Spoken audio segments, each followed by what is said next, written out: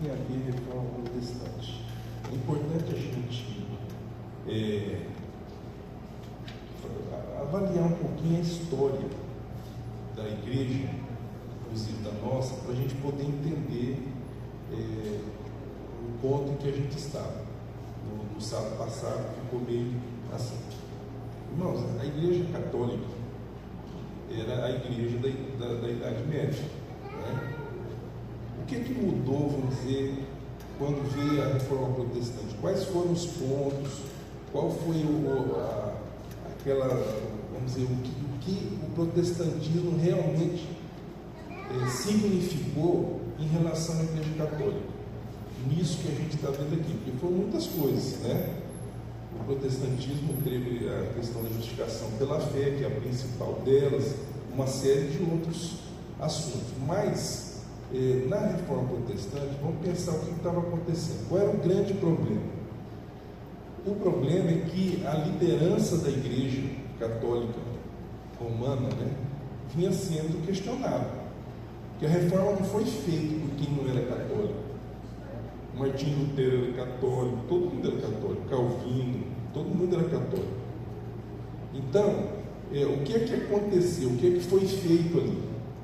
A liderança da igreja católica vinha sendo contestada.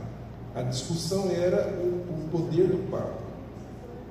Então, havia uma corrente dentro da igreja, naquela época, na Idade Média, e antes um pouquinho da Idade Moderna, se chamavam os conciliaristas. Simples, o que é que eles pregavam? É o seguinte, quem tem que decidir as coisas da igreja são os concílios. E o que é um concílio? A reunião dos bispos. Então havia esse embate dentro da própria igreja. Aí houve a reforma, a gente ouve falar lá, o Lutero, né? O Zwingli na Suíça. O que é que vem de novidade aí que nos interessa aqui, para a gente pensar? Eu falei no sábado passado sobre a questão dos dogmas. A igreja, quando eu me refiro à igreja católica, desde os seus primórdios, né, que não era a igreja romana, era só a igreja católica, a igreja foi tomando algumas decisões de doutrina, e essas decisões acabaram se tornando dogmas. Lembra que eu falei dos credos? Né? Vamos falar um pouquinho outra vez. Mas essas decisões da igreja, elas acabaram se tornando dogmas. Então, vamos ver um dogma, né, da igreja. Jesus Cristo é Deus, da mesma substância do Pai. Isso é o quê? É um dogma. E o que é um dogma? Para resumir, um dogma é aquilo que não pode ser mais contestado. Já está definido e acabou. Não vamos mais ficar conversando disso. Vamos conversar agora de outras coisas. Vamos viver a vida, mas não me venha com perguntas se Jesus Cristo é Deus ou não é Deus. Não venha com esse tipo de pergunta para mim. Por quê? Porque é indiscutível. Por quê? Porque é um dogma. Quando vem a reforma protestante, o que vai acontecer? Os reformadores já não aceitavam mais determinadas ideias da igreja. Igreja Católica Romana. Eles já não aceitavam mais.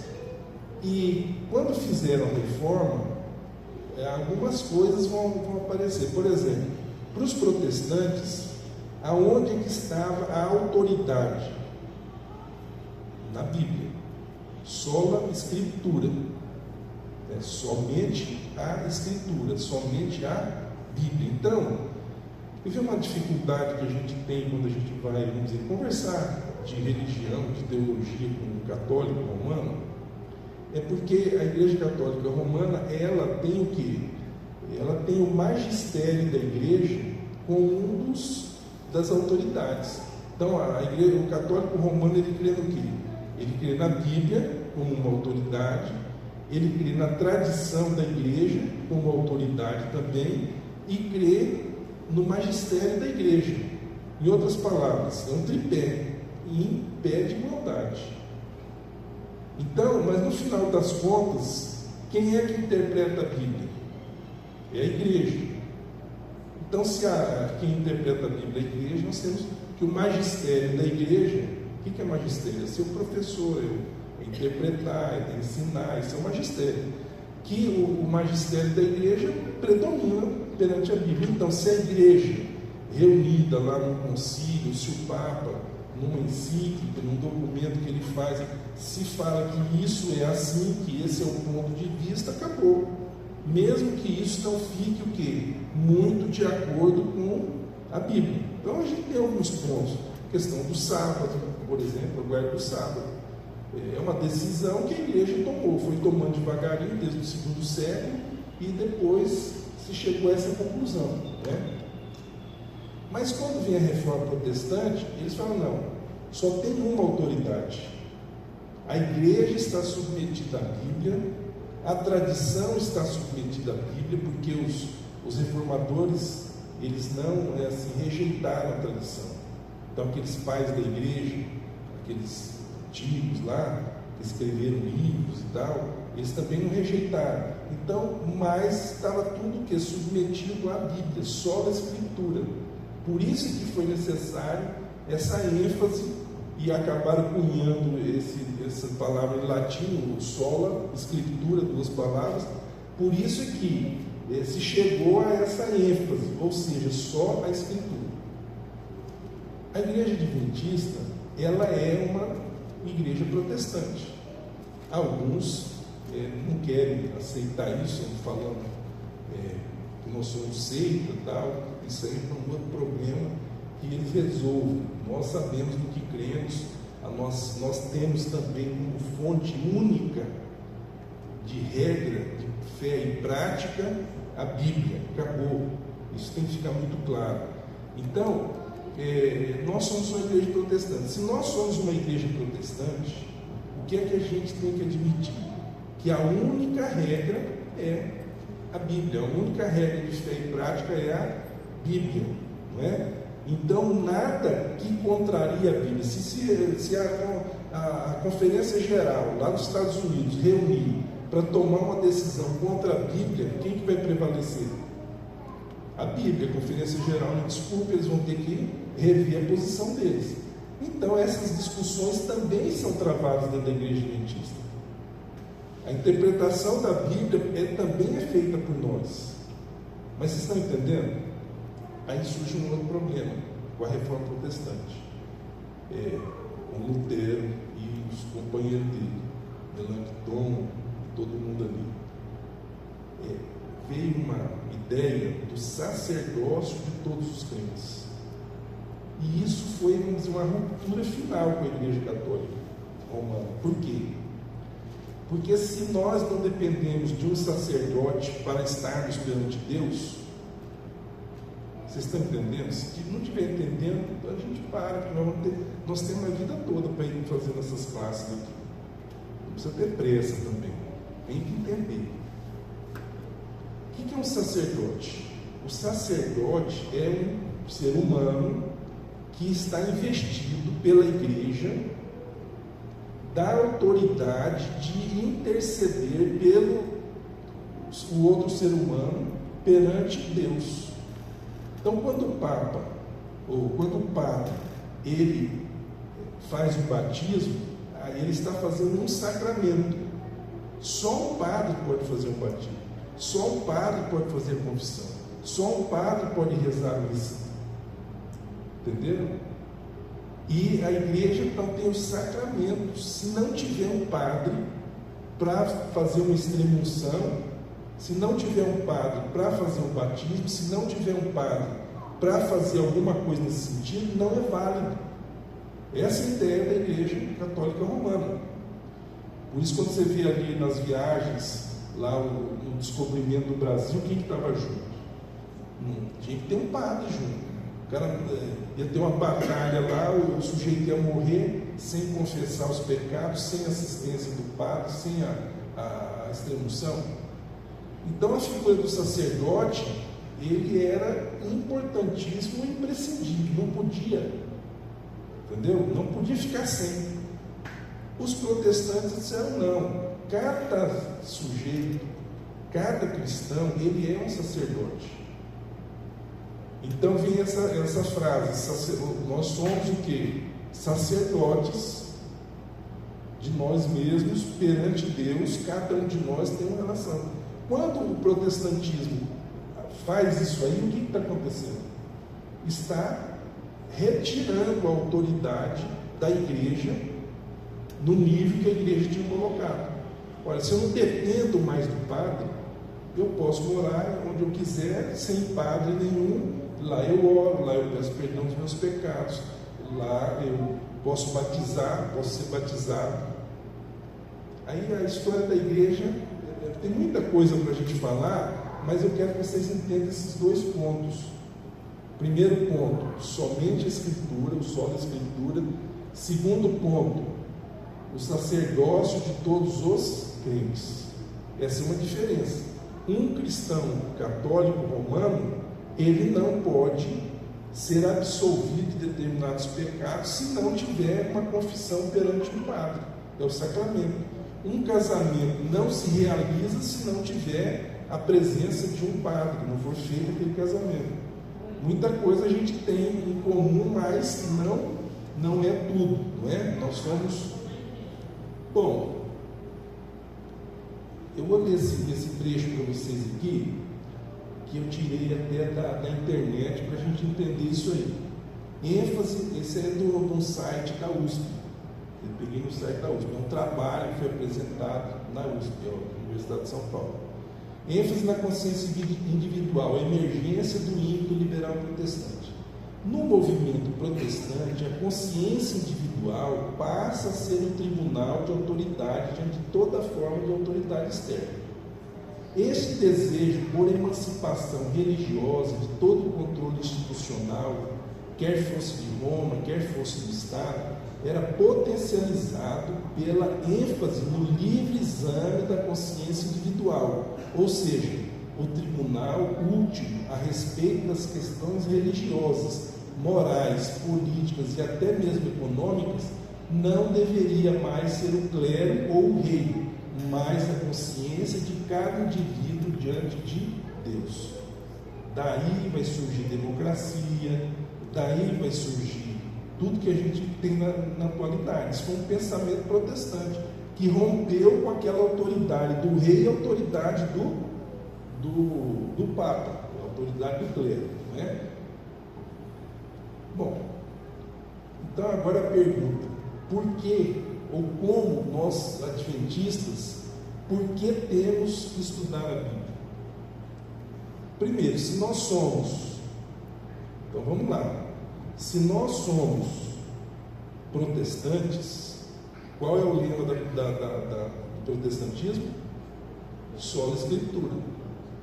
Então eu tenho que estudar a Bíblia, não é? Segundo, se eu sou um protestante, como adventista do sétimo dia, eu me considero, eu sou o quê?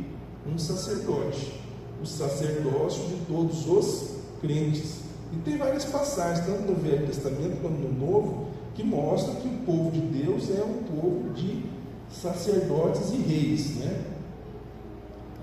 Então aqui a gente entra no outro ponto, para a gente ilustrar. Eu já expliquei, mas só vamos fazer essa leitura. Um credo, também conhecido como confissão, símbolo ou declaração de fé, é uma declaração das crenças compartilhadas da comunidade, muitas vezes religiosa, na forma de uma fórmula fixa que resume os princípios fundamentais.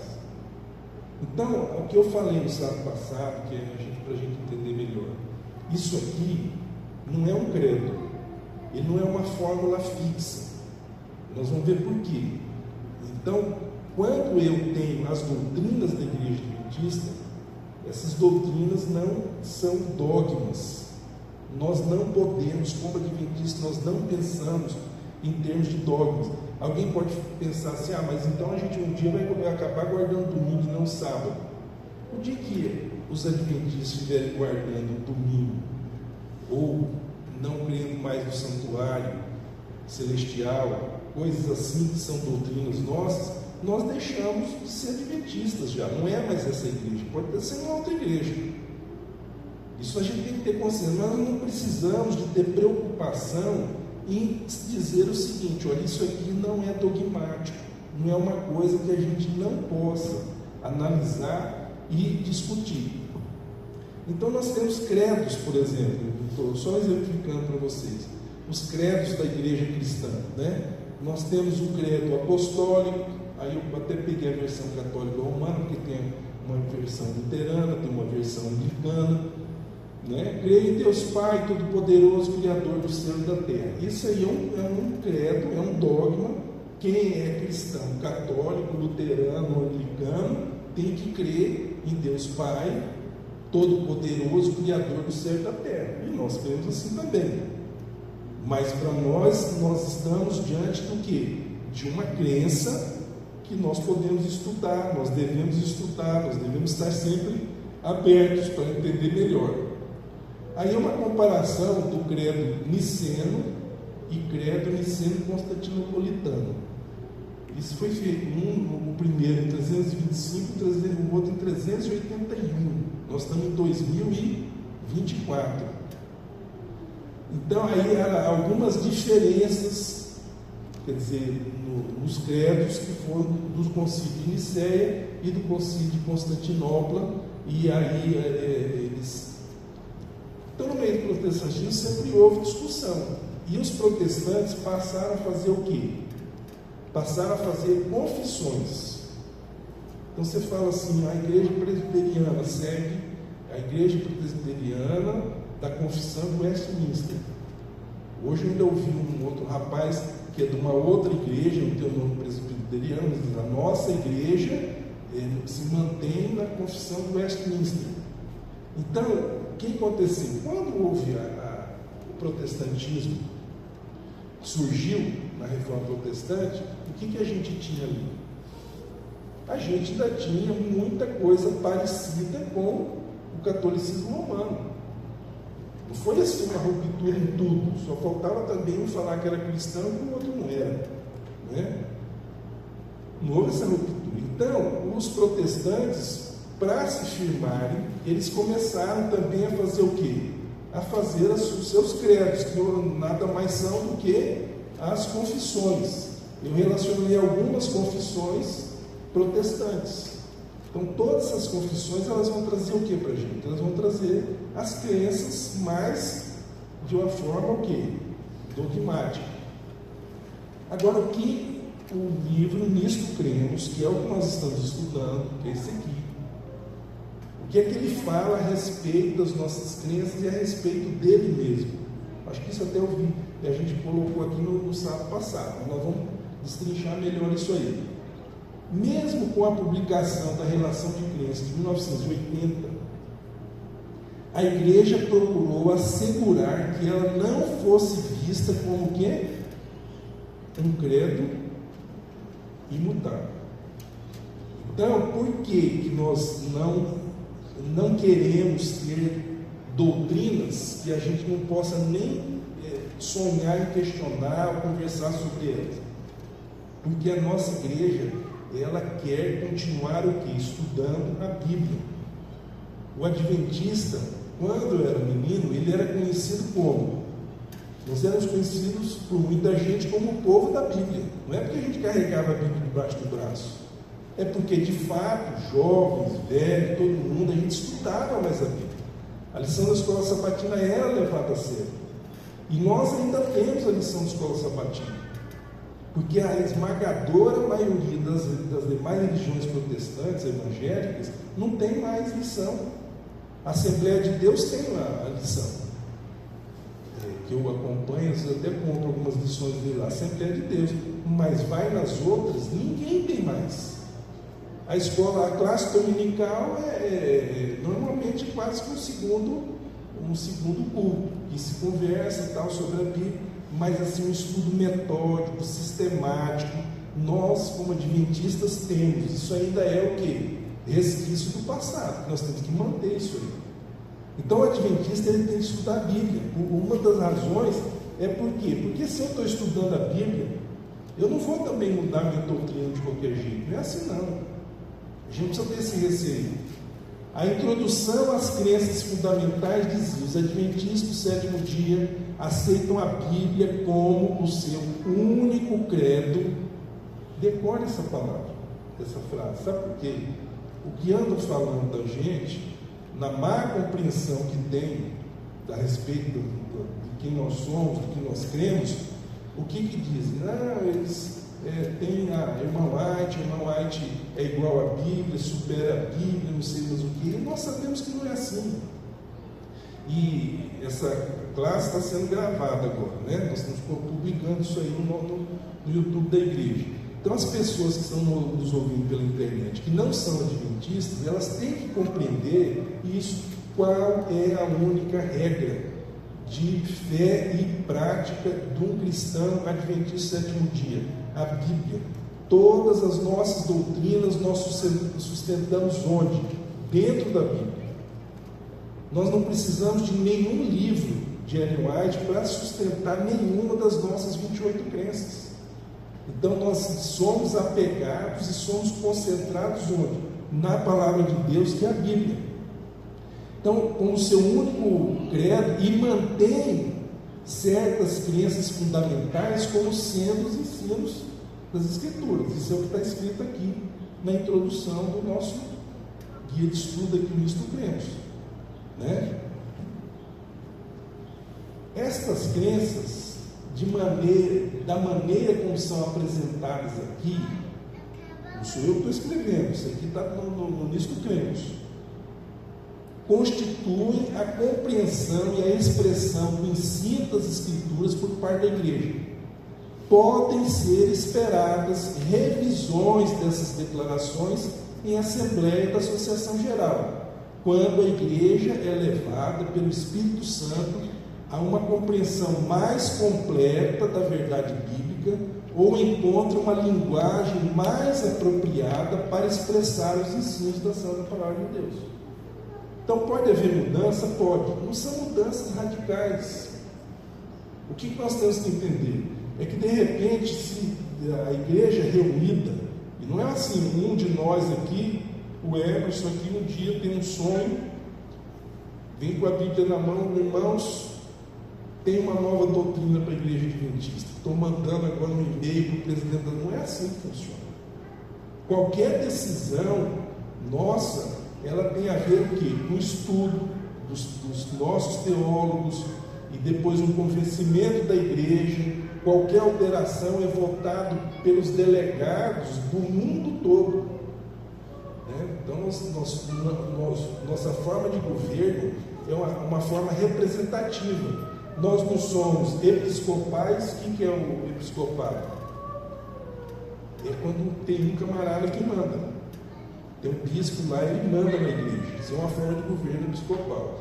Nós não somos presbiterianos, nós somos representativos. Então, todas as decisões, elas são decididas pela igreja. Ou a igreja pessoalmente, todo mundo ali, ou por delegados.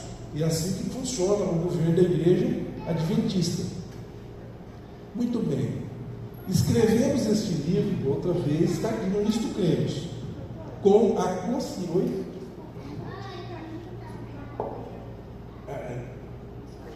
Está aqui nessa parte inicial aqui, ó, uma palavra a respeito das 20 crenças. Depois ela pega, eu não sei destacar para você agora aqui. E está aqui aos leitores, nessa parte aos leitores. Duas unidades aí, vamos falar disso aí. Escrevemos esse livro com a consciência de nossa dívida para com as ricas verdades bíblicas que recebemos na igreja cristã ao longo da história. Prestamos nosso reconhecimento à nobre linhagem de testemunhas. Olha só, o que nós estamos dizendo aqui? A gente é o que é, e nós reconhecemos pelo trabalho, pelo estudo da palavra, por ter escrito muita coisa. A quem? Aí vem uma lista de reformadores aqui. Wycliffe, né? John Hus, Lutero, Tyndale, Calvino, Knox, Wesley, cuja compreensão sucessiva de nova luz conduziu a igreja em direção ao entendimento mais amplo do caráter de Deus. O que é que a gente diz então? Nós somos devedores de Lutero, porque Lutero deu um passo à frente para trazer mais luz sobre a palavra de Deus. Nós somos devedores de Wycliffe, nós somos devedores de John Russell. Quer dizer que tudo que Lutero falou a gente concorda? Não é isso. O que nós estamos dizendo é que Lutero trouxe muita luz, que nós nos apropriamos dessa luz e que nós, como adventistas, estudamos mais um pouco sobre aquele ponto que Lutero escreveu e nós tomamos uma decisão, nós temos uma opinião, nós temos uma doutrina, nós temos uma crença sobre aquilo ali. Então, quem são esses homens para nós? Homens de Deus que avançaram na luz para que nós pudéssemos conhecer mais da palavra de Deus. E reconhecemos que esse entendimento é sempre o quê? Progressivo. Irmãos, eu falei no último sábado uma coisa que é importante a gente agora estudar mais para a gente entender. Quando a gente é dogmático, por exemplo, uma pessoa que está numa igreja que tem um líder e num governo episcopal, então esse líder define as coisas para ele. Define. Então, se o líder falar, isso aqui é verdade, eu não preciso abrir Bíblia para ver, o líder não falou que é verdade? Está falado que é verdade, é isso aqui, pronto, acabou. Então, eu não vou ficar, lembra dos bereanos, elogiados por Paulo, que Paulo falava, e o que eles faziam? Vamos ver se é assim mesmo, vamos ver se é isso mesmo. Eles debatiam. Então, é muito mais confortável, a gente se sente muito mais seguro enquanto ser humano, quando você tem um camarada que fala para você que isso aqui é a verdade, e você não precisa mais sair procurando saber, você não precisa mais investigar. É cômodo, é seguro, é mais confortável. Agora, um adventista do sétimo dia, o que ele faz? Não é porque o Emerson chegou aqui e falou que é assim que o adventista do sétimo dia, nosso irmão, vai sair daqui sossegado. O que, se veio alguma dúvida, o que ele vai fazer? Ele vai conferir na palavra de Deus. Tá bom, você falou isso, eu quero saber o fundamento, nós temos que aprender, nós temos que estudar. Porque nós temos na nossa doutrina, irmãos, na maneira como a gente entende os eventos finais, que haverá momentos dentro da igreja com divisões. Haverá momentos em que eu vou estar praticamente só para tomar decisões de vida ou morte. Eu não estou falando vida ou morte, essa aqui não, vida eterna ou morte eterna. Então é por isso que a gente está fazendo esse curso com a nossa igreja, depois isso vai se multiplicar. Por quê? Porque nós temos que ter fundamento firme dentro da palavra de Deus. Então nós cremos o quê? No entendimento progressivo. Ora, se nós temos lá na Andrews um pastor, um teólogo, e ele viu alguma coisa que fica mais claro ainda, por exemplo, a questão das profecias do Apocalipse. Há muita coisa que está sendo estudada lá, muito debate. A Universidade de Andrews, também o NASP, aqui no mundo inteiro, eles não estão parados. Eles não estão deitados na rede que dormia o Ian Smith e Ellen White, todo mundo. Eles não estão assim. Eles continuam estudando, eles continuam vendo. Aí o que você vai ver? A ideia da Maria Helena. A Maria Helena é professora lá na Andrews. A Maria Helena vem com uma novidade. Vamos conversar da novidade da Maria Helena. Por onde que nós vamos começar? Pela Bíblia. Se contrariou a Bíblia, Maria Helena, esquece, senta, pega o seu banquinho e sai devagarinho. Não é? Se contrariou aquilo que foi muito claramente exposto por Ellen White, a mesma coisa. Mas não quer dizer que a Maria Helena vai ficar sentada com uma ideia e não vai poder falar para ninguém. Ou quando ela falava, ei Maria Helena, nem vem, porque isso aqui já está dogmatizado aqui dentro da nossa igreja. Você está entendendo? Isso é importante para nós.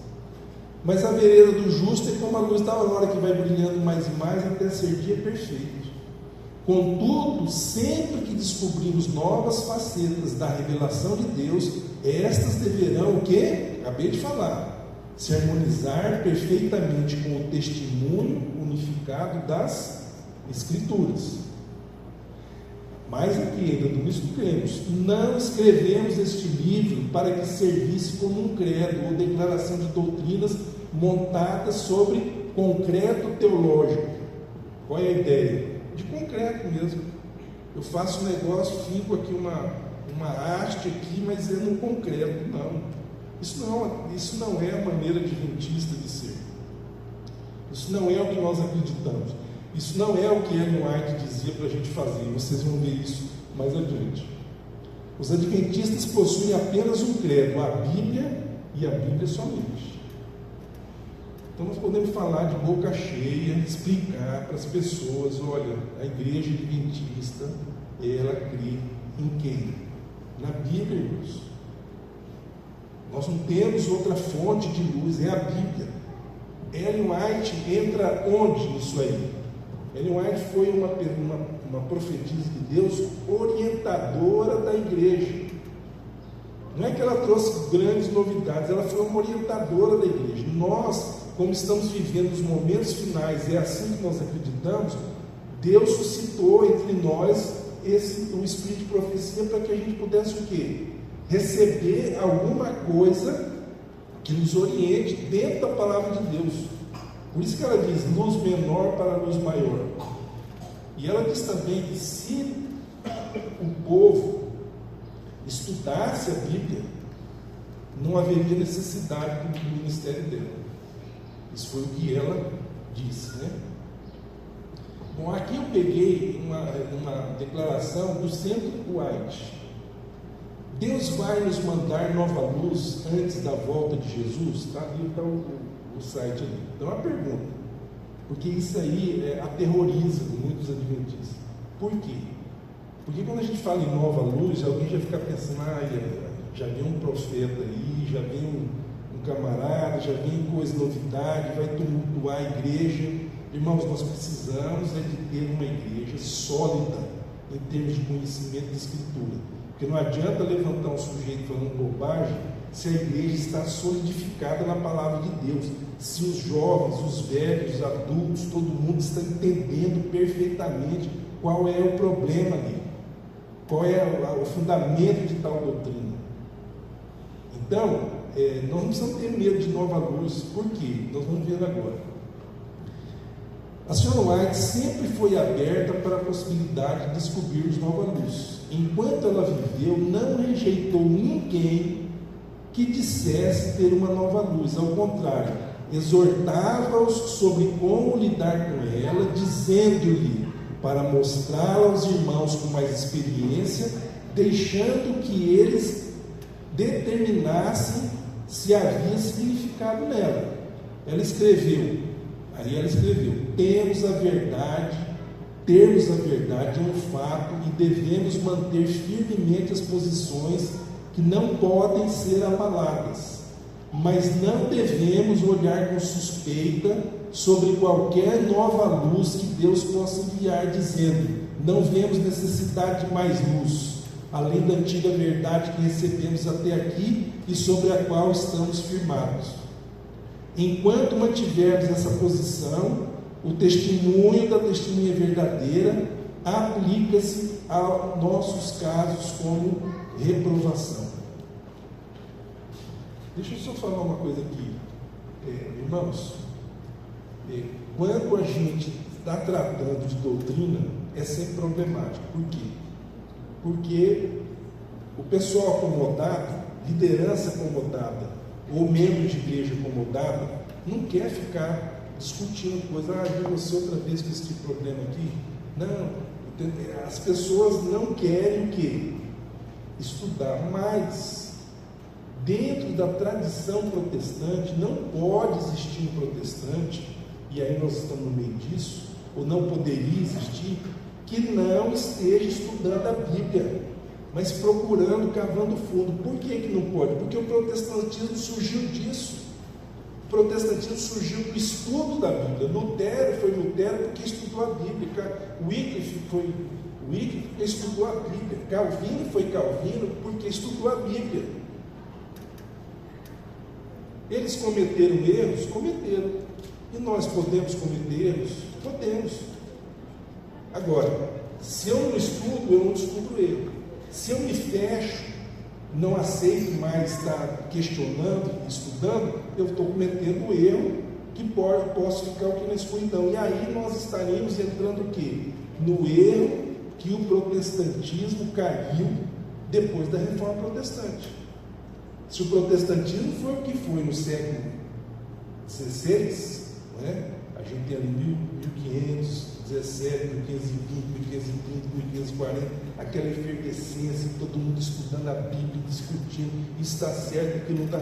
Se o protestantismo teve esse início, quando chega no século XVII, a coisa vai esfriando, a ponto de hoje, a situação que nós estamos vendo aí. E não sabes que é um desgraçado, miserável e pobre segue aquele que se sente ricos, crescendo em bens, sem de nada necessitar, estão sérios em relação à sua verdadeira condição diante de Deus e não têm consciência disso. Embora a senhora White tenha dito que devemos estar sempre abertos a receber nossa luz, ela também admoestou. Então, para a gente tem uma trava aqui que a qualquer momento pode ser pisada. Nós aceitamos nova luz. Então o cristiano me aparece com uma nova luz.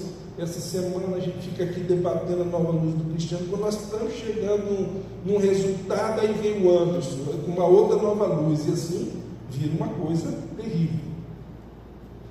Então tem uma trava, tem um momento de pisar na trava.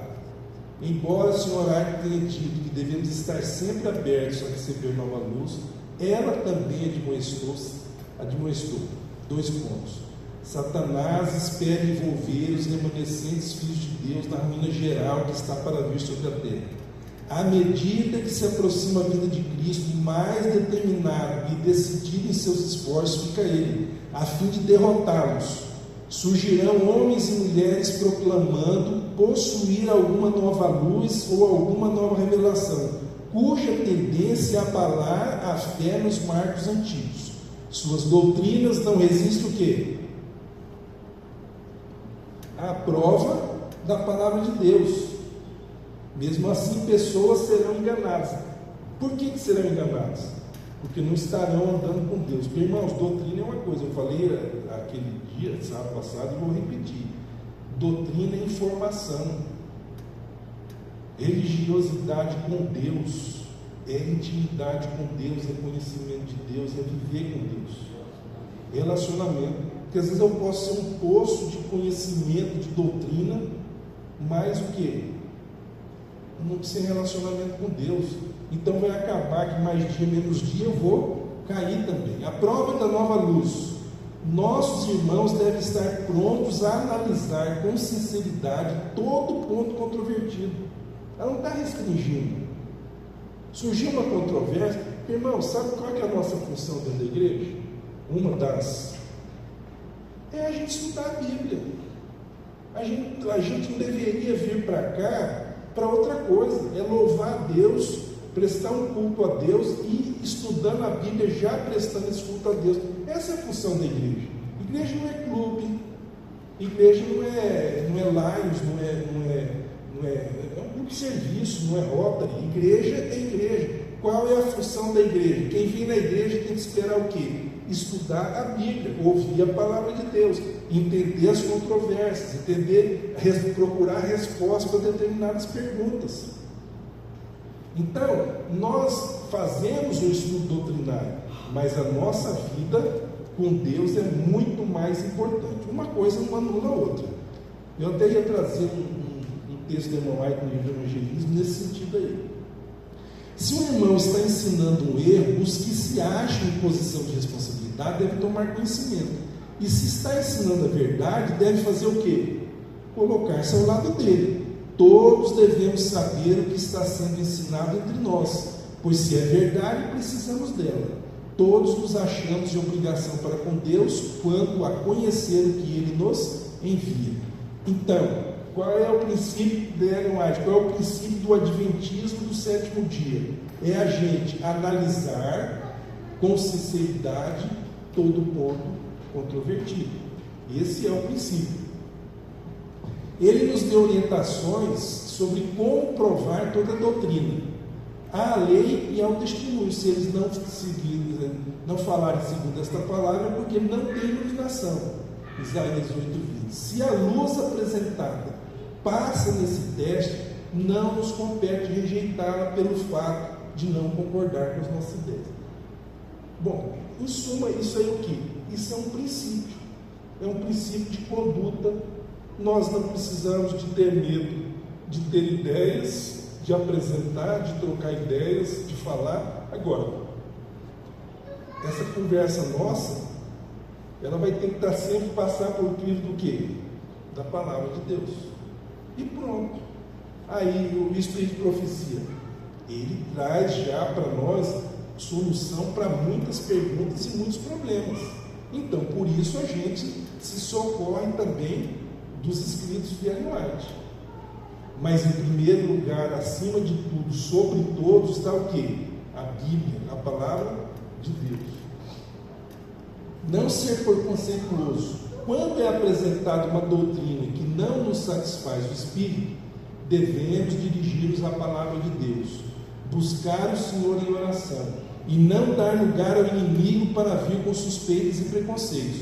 Nunca devemos permitir que se manifeste o espírito que indispôs os sacerdotes e principais contra o Redentor do mundo.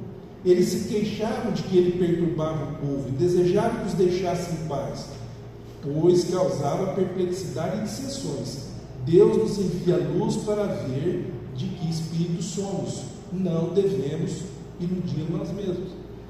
Se Deus não quisesse que a gente estudasse a Bíblia, ele teria feito uma tábua, como ele escreveu os 10 mandamentos, e respondido ali todas as perguntas, acabou e encerrava o assunto. A respeito que não tem base na Bíblia, a gente não deve ser. Pronto, essa é a regra. Mas também nós não podemos nos fechar e dizer assim, não vamos analisar nada. Olha o que ela diz aqui no livro Evangelismo. Cumpre não pensar. Que tipo de pensamento? Bem, temos toda a verdade, compreendemos as principais colunas da nossa fé e podemos descansar nesse conhecimento. Então tem muita gente que fala assim, não, eu já conheço toda a verdade, as doutrinas, eu estudei o Cristo Cremos, e eu estudo lição de escola sabatina, e depois tem uma coisa, o pastor, quando tem uma dúvida, o pastor vai lá, fala, acabou. Ela fala o quê?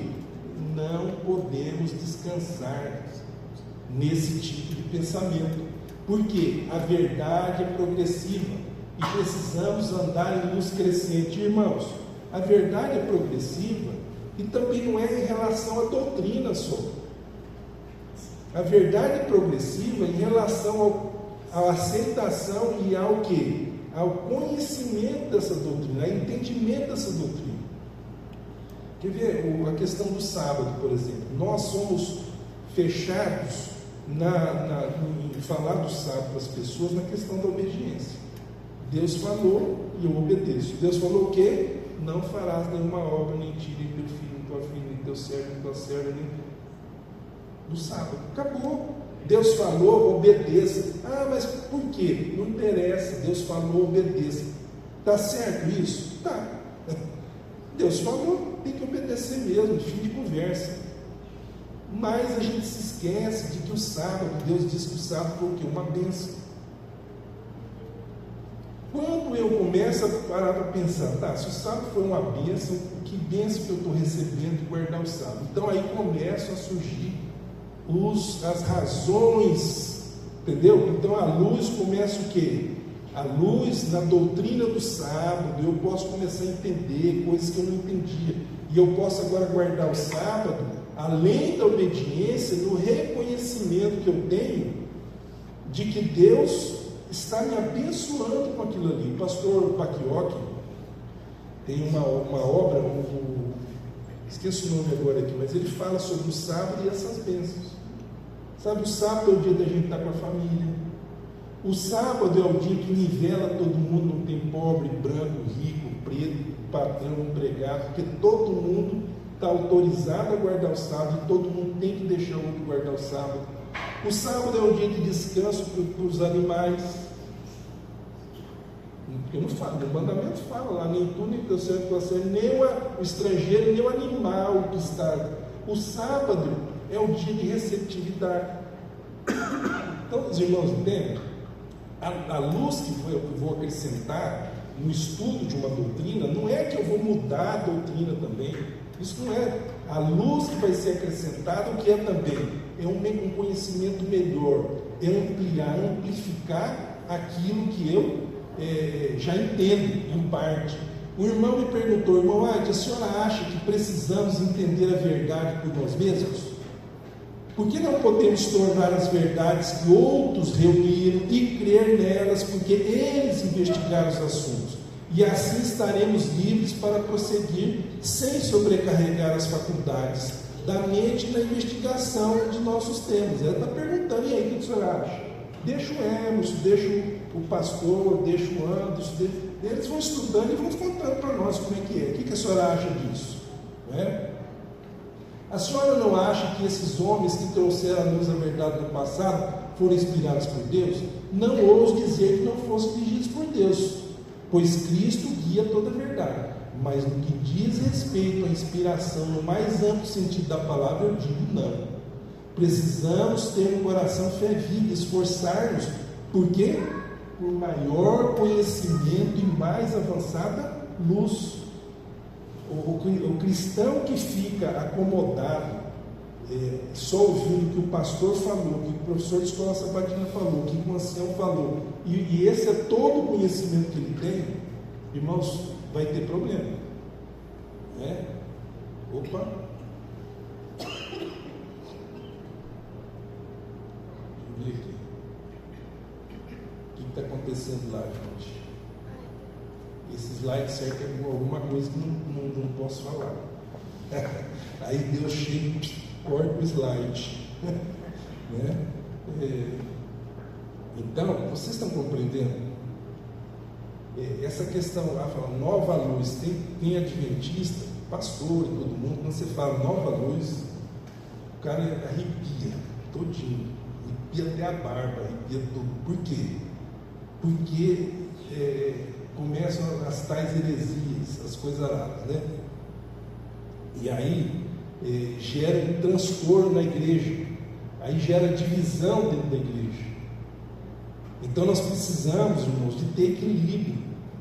Nós precisamos ter equilíbrio. E quando eu, por exemplo, vejo uma coisa que eu estou estudando, que eu estou falando, transmitir para o outro vai dizer para mim, Emerson, mas não é bem assim. Por quê? Porque eu vi lá na palavra de Deus, a lição de escola sabatina de tal época falou assim, e a lição falou baseada na passagem tal, entendeu, irmãos? Então a gente tem que ter o quê? Esse cuidado. Eu não sei se é o último slide, mas a nossa igreja nunca foi engessada e não será engessada. Mas no final, nós sabemos que nós vamos ter problemas de toda a natureza dentro da igreja. Então nós temos alguns princípios que nós temos que entender. E uma demonstração de que a gente cresceu, teologicamente falando, eu notei alguns pontos. Por exemplo, o trinitarismo, que nossa aula está sendo sobre trinitarismo, só que não falando nada disso aí, mas o problema surgiu dentro dessa aula. Os pioneiros, a maioria não eram trinitaristas, eram unitaristas. O que é um trinitarista? Quem lembra da aula passada? Trinitarista é o que crê em Pai, Filho e Espírito Santo, só Deus na mesma substância. E quem é um unitarista? Tem o Pai, o Filho já foi criado em algum momento da eternidade, né? E alguns inclusive chegam a dizer que o Espírito Santo é só uma força de Deus, não é uma pessoa. Nós somos hoje como igreja trinitaristas, mas o Uriah Smith morreu como unitarista. Tiago White foi unitarista durante um longo tempo e no final da vida ele era também um trinitarista. Então o que a gente vê? No nosso passado houve o quê? As pessoas foram estudando a Bíblia, foram descobrindo. Agora, o que sempre se manteve? União. União, sempre se manteve união. É isso que nós temos. As pessoas, alguns, saíram da igreja. Tiveram uma nova luz e saíram da igreja. Mas qual é o princípio? A gente apresenta, a gente estuda, a gente investiga. Porque qualquer dia a gente se depara o quê? Com um artigo na internet que veio de um pastor que é lá dos Estados Unidos, da Conferência Geral, não sei da onde, falando um negócio. E a gente fica meio perdido. E agora? Agora, irmão, só tem uma solução. Aí é a hora de juntar o pastor, um ancião da igreja, vem um outro pastor não sei da onde, e vamos estudar esse assunto. Não é? Ordenação de mulheres. Isso é uma questão importantíssima de eclesiologia.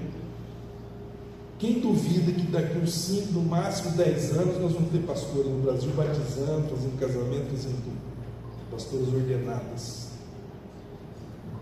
Quando eu era guri, se falasse que ia ter uma anciã na igreja, como a Maria Helena, o cara falava, rapaz, você está delirando. Aí eu faço uma pergunta, mas será que está certo ter anciã na igreja? Maria Helena, será que está? O que você acha? Quais os fundamentos bíblicos para a gente aceitar o ancianato feminino? Quais são? Entenderam, irmãos? Isso é uma questão ligada ao que a gente chama de eclesiologia. A nossa igreja vem progredindo nesse entendimento a ponto de hoje aceitarmos no Brasil a ordenação de anciãs. Nos Estados Unidos existe uma forte corrente já querendo ordenar pastoras. E não é uma questão de gosto. Isso tem que estar fundamentado na Bíblia. Mulher pode ou não pode? É o desafio que eu estou lançando, porque nós não vamos responder hoje. Mas é um desafio que eu estou lançando. Nós temos que começar a estudar isso, porque é uma realidade que nós estamos vendo que vai se aproximando. Nós já fomos uma denominação pacifista, ou seja, que não ia para a guerra, não aceitava pegar em armas, se fosse para a guerra era como não combatente. E hoje não somos mais. Eu posso ter minha opinião, eu posso até divergir nesse ponto aí do que a igreja hoje ensina. Por quê? Porque não me foi explicado nem direito certas coisas. Mas o que eu sei? Que nós fomos pacifistas no passado e que hoje não somos mais. Né? O soldado Dawes é um exemplo do tempo que a igreja ainda estava bem contaminada com a ideia pacifista. Porque José Bates era pacifista. Isso foi a discussão que havia nos Estados Unidos naquele tempo, da irmã White e tal. Né? Dons espirituais. A igreja só definiu a sua doutrina sobre isso na década de 70. A Porta da Graça fechou em 22 de outubro de 1844. No começo eles acreditavam que sim. Depois eles perceberam que não. Depois Ellen White também falou que não. Agora, Ellen White, ela resolveu problemas daquele tempo, deixou a resolução de problemas do futuro, mas há um momento que talvez nem ela, e nós temos que procurar onde? Aqui. Com calma, com espírito cristão, com amor cristão. O desapontamento não era para Jesus voltar em 1844? O que ocorreu ali? Não houve um progresso, não houve uma mudança, uma descoberta, não é? As discussões sobre Daniel e Apocalipse. Capítulo 11 de Daniel, nossa igreja está discutindo ainda. E muita coisa dentro do Apocalipse. Quando eu era menino, me foi passado como se não houvesse mais possibilidade de mudança alguma. Eu achava assim, está feita, a caixinha está montada, é isso aqui. Mas a gente tem que perceber que a gente continua estudando a Bíblia. Irmãos, então qual é o mote desse estudo de hoje? E é um desafio para a gente frequentar essa classe, para a gente estudar o Cristo Cremos. Qual é o mote? Estudar a Bíblia. Nós precisamos estudar a Bíblia. E esse estudo da Bíblia é tão maravilhoso, estamos encerrando aqui, mas esse estudo da Bíblia é tão maravilhoso que a irmã White diz que o nosso intelecto ele aumenta quando a gente estuda a palavra de Deus. Eu não sei o fundamento dela ter dito isso, mas o que a gente pode ter a certeza que quanto mais a gente estudar a palavra de Deus, mais a gente vai ter a capacidade de entender as coisas, de discernir, de tomar decisões. Discernimento é alguma coisa que não é todo mundo que tem, não, irmãos. Tem gente que é bem. Então, o estudo da palavra de Deus vai fazer o que com você e comigo? Vai ampliar o nosso mundo, vai ampliar a nossa mente, vai ampliar o nosso conhecimento, vai nos trazer paz, vai nos trazer um monte de coisa, segurança. Bom, alguma pergunta ou alguma observação disso tudo aqui? Desapontamento. Já, no Velho Testamento já não falava do desapontamento aí que eles fizeram em relação à palavra de Deus, porque assim, eles marcaram uma data, entendeu? E essa data, Jesus não falou dessa data. Então, Jesus falou que não sabia. Tem uma explicação para essa passagem também.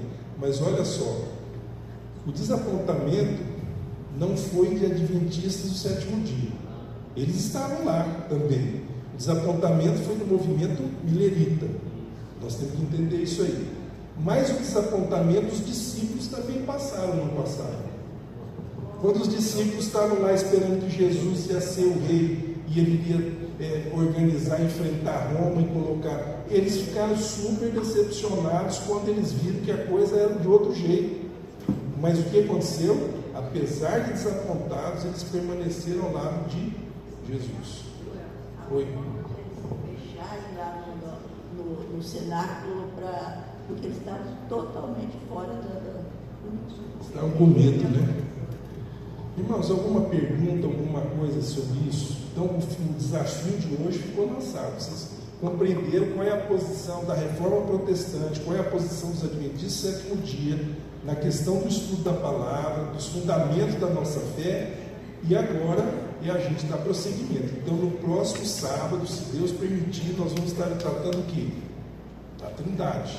Aí no outro, Deus Pai, no outro, Deus Filho, no outro, Deus Espírito Santo. Não, ele falou sobre as Escrituras, que é o primeiro estudo da palavra de Deus. Vamos fazer o sorteio?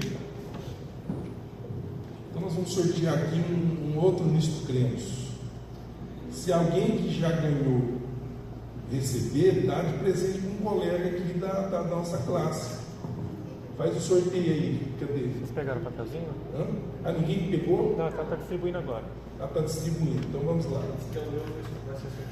Então tá. Você não pode me buscar.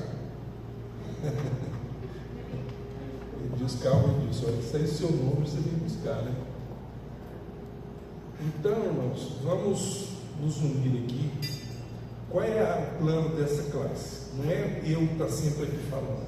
Então vai estar o pastor Juraci falando, vamos trazer alguns outros pastores. Vai ter um dia aqui que nós vamos fazer, vamos dizer, um sábado à tarde, a gente traz um camarada de fora para falar de um camarada que eu digo assim, um professor da faculdade, eu uso essa expressão camarada aí, né?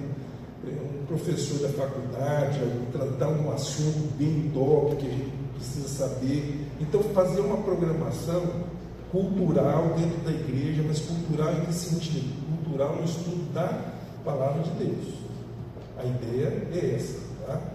Nós já passamos 3 minutos, mas estamos passando pelo sorteio aqui, né? E assim, ao terminar, nós vamos fazer a inauguração lá na frente, ok? Pega o seu. Diz que os últimos serão o primeiro. Né? Não pode pegar de monte, tem que pegar um só. Ele já pegou um punhadão assim, ó, falou, vamos ficar com esse. Então tá bom, vai lá, sorteia o livro. Corre o sorteio aí. É o 0? Pode correr o sorteio. 16. Passou perto, deu 35. 16? Então tá aqui. Agora tem uma coisa, irmão, quem ganha, quem compra o livro, eu não faço pergunta. Agora quem ganha o livro do sorteio, aí depois eu vou toda lá, eu falo, escuta, você que ganhou o livro, ele estudou aí, como é que é a resposta para isso aqui? Tá? Ah, então você não ganhou. O pessoal está todo mundo, não, eu comprei. Já tem gente querendo devolver o livro que ganhou no sorteio. Sábado que vem tem outro. Sábado que vem tem mais um aqui. Eu vou trazer outros livros também para a gente. Nós vamos colocar em pé, então, fazer uma oração para agradecimento a Deus. Querido Pai, nós te agradecemos, ó Deus, pela oportunidade que o Senhor nos deu de estarmos entre irmãos, procurando aprender e estudar a Tua Palavra, Senhor. Nós pedimos, ó Deus, que o Senhor nos mantenha firmes nesta classe e que o Senhor nos dê dinamismo para que seja interessante, que nós possamos ter sede e fome da Tua Palavra. Pedimos que o Teu Santo Espírito dirija tudo aqui, ó Deus, que o Teu Santo Espírito possa dirigir a todos nós, nos iluminando, e que, assim fazendo, ó Deus, nós possamos estar preparados para o dia da Tua volta. Pedimos essas bênçãos, te agradecemos, em nome de Jesus. Amém.